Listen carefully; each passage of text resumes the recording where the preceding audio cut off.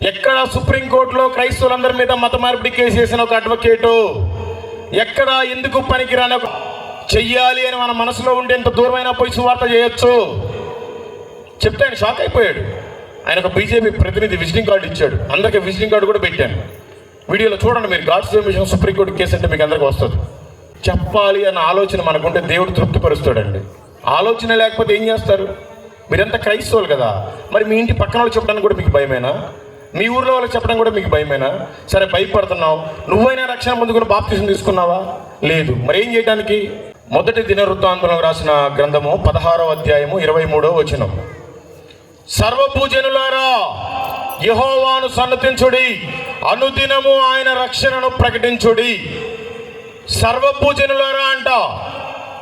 ఓ సేవకులారా అనట్లా, ఓ ఫాదర్స్లారా అనట్లా, ఓ పాస్టర్లారా అనట్లా.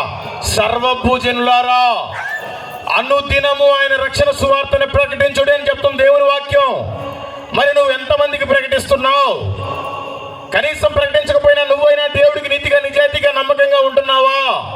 యెషయా గ్రంథము 29వ అధ్యాయం 13వ వచనం. ప్రభువు ఇలాగూ సెలవిచ్చుచున్నాడు, ఈ ప్రజలు నోటి మాటతో నా యొద్దకు వచ్చుచున్నారు, పెదవులతో నన్ను గణపరచుచున్నారు, గాని తమ హృదయమును నాకు దూరముగా చేసుకొని ఉన్నారు.